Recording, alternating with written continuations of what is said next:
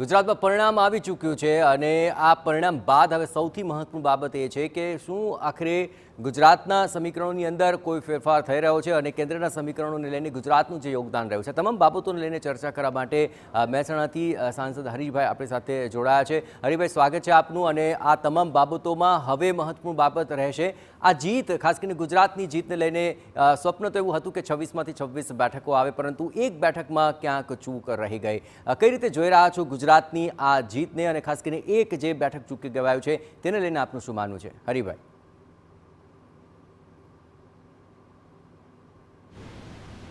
ખાસ તો ભારતીય જનતા પાર્ટીના નેતૃત્વમાં ગુજરાતમાં અનેક વિકાસના કાર્યો કર્યા છે અને કેન્દ્ર સરકારમાં માન્ય યશસ્વી વડાપ્રધાન નરેન્દ્રભાઈ મોદી સાહેબના નેતૃત્વમાં જે કામો કર્યા છે એને લોકોએ આપણને આશીર્વાદ રૂપે મોહર મારી છે। અને એમાં ખાસ હું કહેવા માગું છું કે મારા મહેસાણાની લોકસભા સીટ વર્ષોથી ભાજપનો ગઢ ગણાય છે અને ઘણા વર્ષોથી ભારતીય જનતા પાર્ટી તરફ લોકોનું માનસ રહેલું છે અને વિકાસના કામો આ જિલ્લામાં અને આ લોકસભા વિસ્તારમાં ઘણા અવિરત થઈ રહ્યા છે।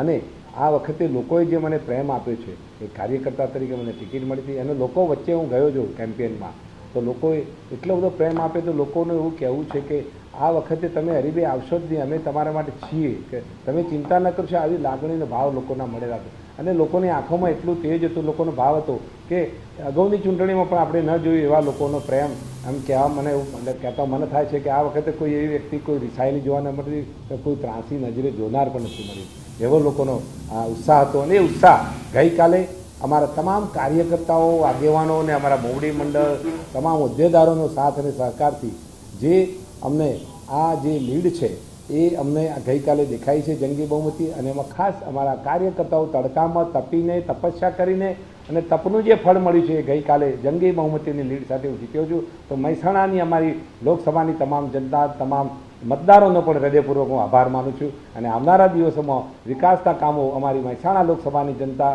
અને મતદારો અને અમારા કાર્યકર્તાઓ આગેવાનો ગર્વ લેશે એવા કાર્યો કરવાની મારી તૈયારી છે। બિલકુલ, આપ જે વિશ્વાસ દર્શાવી રહ્યા છો ચોક્કસપણે જીત તો આપને ચોક્કસ નસીબ થઈ છે, પણ તમામ બેઠકો પર એક 5 લાખનો માર્જિન સાથે જીતવાનું એક લક્ષ્યાંક હતો। આપ પણ 3-3.25 લાખના માર્જિનથી જીતી તો ચૂક્યા છો, પરંતુ 5 લાખનું જે હતો પ્રયત્ન ચોક્કસપણે થયો હશે, પરંતુ તેમાં શું કોઈ આપને અડચણ લાગી? જો કોઈ પણ પ્લાનિંગ, કોઈ પણ યોજના લઈને જવું હોય તો લક્ષ્યાંક હંમેશા ઊંચો હોવો જોઈએ। અમારો ઇલેક્શનનું કેમ્પેન તો લક્ષ્યાંક પણ ઊંચું હોવું જોઈએ, લક્ષ્ય ઊંચું હોય તો જ સફળતા મળે અને સ્લોગન સાથે માર્કેટમાં જવું પડે છે લોકો વચ્ચે। એ પછી એ કોઈ પણ બાબત હોય તો અમે સ્લોગન સાથે, અમે લક્ષ્યાંક સાથે 5 લાખની લીડની વાત લઈને ગયા હતા અને એ જોમથી અમારા કાર્યકર્તા અને પ્રજાજનો અમારી સાથે જોડાઈ રહ્યા અને પૂરો પ્રયત્ન કર્યો। તાકાતથી અમને 3,28,000ની લીડ અમારા મહેસાણા લોકસભામાં આજ સુધી નથી મળી એવી લીડ મળી છે। ખરેખર હું ગૌરવ અનુભવું છું, અમારે મતદારોને, અમારા કાર્યકર્તાઓને આનો શ્રેય આપી રહ્યો છું।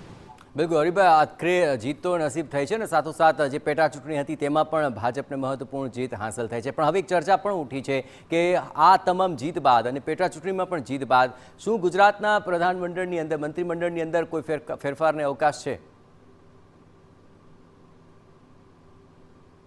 એ તો અમે અત્યારે લોકસભાની બાબતમાં અમે અત્યારે અમારું કાર્યક્ષેત્ર લોકસભા છે, પણ અમારું મોવડી મંડળ અને અમારા નેતાઓ જે અમારું મોવડી મંડળ પ્રદેશ અને કેન્દ્રીય નેતૃત્વ જે નિર્ણય લેશે એ એમની યોજનાઓ છે ને વિચારશે, એમાં અમે કંઈ કહેવા માગતા નથી।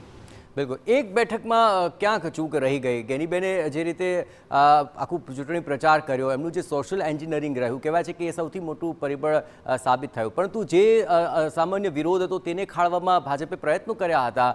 એવું કયું કારણ આપને લાગી રહ્યું છે કે જો તે તમામ બાબતોને ખાળી લેવાય હોત તો આ બેઠક પણ ચોક્કસપણે ભાજપ અંકે કરી શક્યું હોત? યશસ્વી વડાપ્રધાન માન્ય નરેન્દ્રભાઈ સાહેબના નેતૃત્વમાં સરકારની અનેક યોજનાઓને લોકો સમક્ષ અમે ગયા છે અને ઠેર ઠેર લોકોનો પ્રેમને લાગણીઓ મળે છે અને લોકોને અમારા વિકાસને સ્વીકાર્યો, પણ ક્યાંક કોઈ નાની મોટી બાબતોમાં ક્યાંક ચૂક રહી ગયું હોય તો આવનારા દિવસો અમારા નેતૃત્વ, અમારું મોવડી મંડળ એ દિશામાં વિચારશે। બિલકુલ હરીભાઈ, હવે તો તમામ જીત છે અને ત્યારબાદ હવે નવી નેમ પણ ચોક્કસપણે વ્યક્ત કરાશે। ખૂબ ખૂબ આભાર ટીવીના સાથે વાતચીત કરવા બદલ, આપ સમગ્ર ચર્ચા પર જોડાયા। તો હરીભાઈ નેમ વ્યક્ત કરી રહ્યા છે કે હવે આગામી સમયની અંદર વધારે જોમ અને જુસ્સા સાથે અને વડાપ્રધાન નરેન્દ્ર મોદીના નેતૃત્વ હેઠળ આગળ વધીશું।